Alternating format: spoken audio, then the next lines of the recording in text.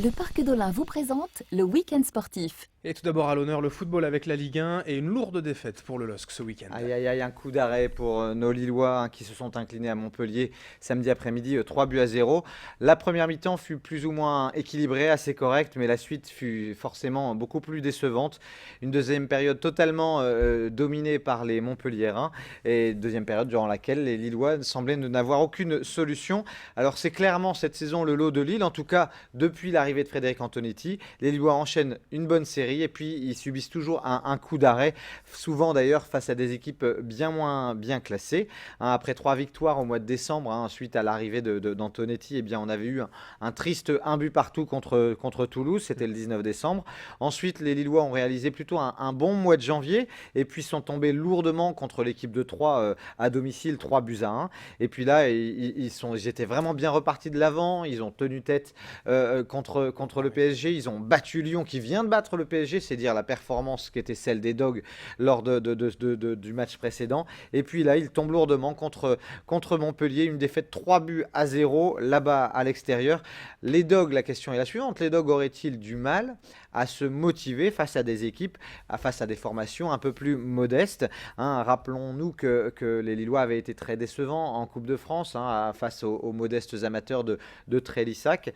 Alors en plus de ça, on peut constater qu'à chaque fois que le LOSC revient en milieu de classement, revient à l'approche du top 10, et bien là on ressent un petit peu de suffisance de la part des joueurs, peut-être un manque d'engagement. Même Botea, qui vous le savez cette saison est un petit peu mon chouchou, et bien Botea qu'il était clairement en dessous samedi après-midi face à Montpellier.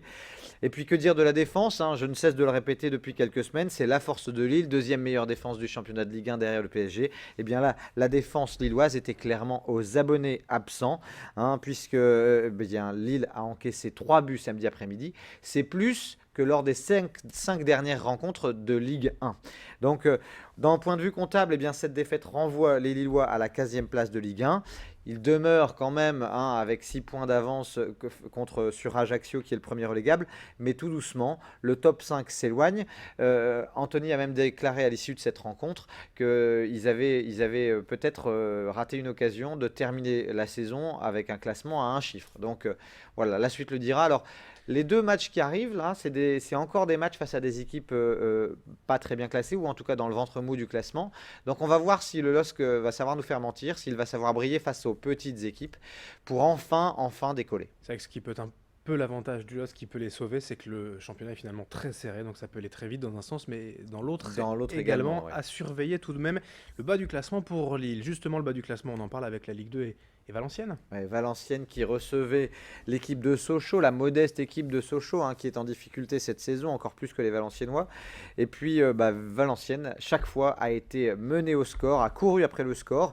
À chaque fois, les Valenciennois ont réussi à recoller, mais pas suffisamment pour remporter la victoire. Ce nul ne fait clairement pas les affaires du nouvel entraîneur Hadzi Begic, puisque les Valenciennois ne comptent que 3 points d'avance sur le premier non relégable.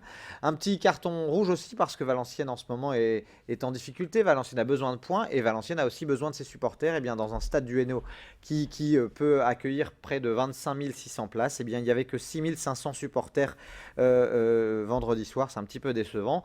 On peut gager qu'il y aura une plus belle affluence ce soir, puisque c'est à Bollaert, évidemment. À Bollaert, avec le Racing Club de Lens qui a beaucoup à jouer ce soir avec la réception de l'équipe d'Évian. C'est à 20h30 au stade Bollaert de l'Hélice. Lens, on le rappelle, n'a perdu que 2 fois à la maison cette saison.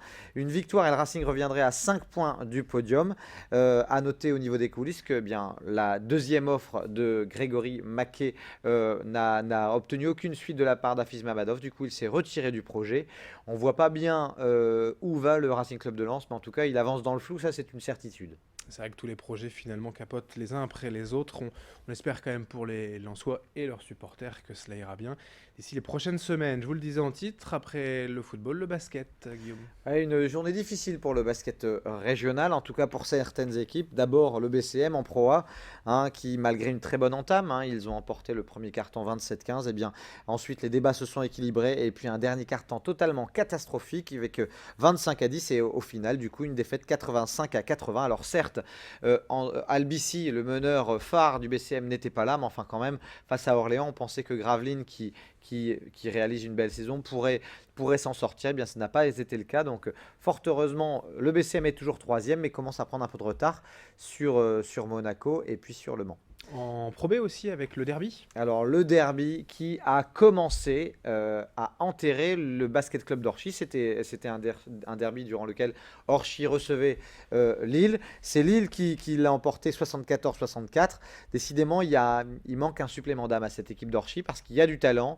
Et on le dit, hein, il y a eu du public, il y a une belle infrastructure, mais l'air de rien, eh bien, avec seulement 3 victoires cette saison, eh bien, le BCO a déjà un pied en National 1, ça sent très mauvais en effet. Et puis vous dire aussi en Pro B que Boulogne, c'est un peu dur, hein. Boulogne est clairement dans le dur. Boulogne a perdu à Bourg-en-Bresse 72-57. Boulogne n'est plus que 4e alors que Boulogne était un temps leader de la Pro B. La Ligue féminine aussi. La Ligue féminine, là c'est plutôt une bonne nouvelle du côté de Villeneuve-d'Ascq, hein, qui a facilement déroulé face à Mondeville, victoire 89-50, quasiment plus 40 points face aux joueuses de Mondeville. A l'inverse, Arras c'est un petit peu comme Orchy, Arras est très mal en point après cette défaite contre Angers à domicile 53-66. Là aussi, Arras risque de ne pas se maintenir en élite. Alors de l'athlétisme également ce week-end avec quelques bons résultats pour les nordistes. Quelques bons résultats pour les nordistes et un petit cocorico pour les plus âgés parce que ce sont un peu les vétérans, un peu les seniors qui ont brillé sur ces championnats de France puisque 35 ans tous les deux, Gaëtan Bucky au poids et Cafétien Gomis à la longueur ont réussi à décrocher l'or. Un énième titre de champion de France pour ces deux sportifs, tous les deux licenciés dans la métropole lilloise. Un bond à 8,23 m pour Cafétien Gomis qui par la même occasion s'est qualifié pour Rio. Hein, soit dit en passant, ça fait toujours plaisir. Donc ça valait le coup d'être souligné.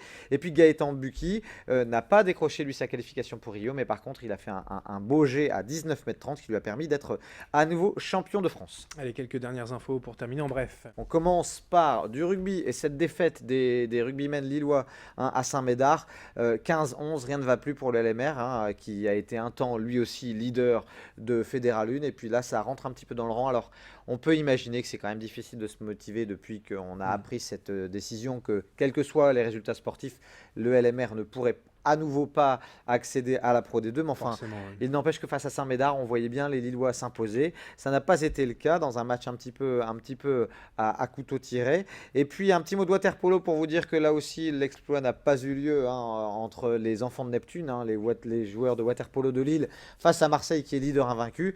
Hein, ils y ont cru pendant quelques instants, quelques minutes. Et puis ensuite, Marseille a déroulé, défaite 5-20. Un dernier mot pour vous dire qu'aujourd'hui débute l'Open de tennis du Nord. C'est le plus gros tournoi Open au nord de Paris. C'est à 25 000 $. Il y a quelques belles têtes d'affiche. Et entre la 250e place mondiale jusque les 600, 700e joueurs mondial, c'est souvent l'occasion pour des futurs grands d'éclore sur des tournois futurs. Donc tous rue du Malassis au Tennis Club Lillois cette semaine pour voir du beau tennis. Bonne semaine à vous et bonne continuation sur Grand Lille TV. L'info se poursuit dans un instant.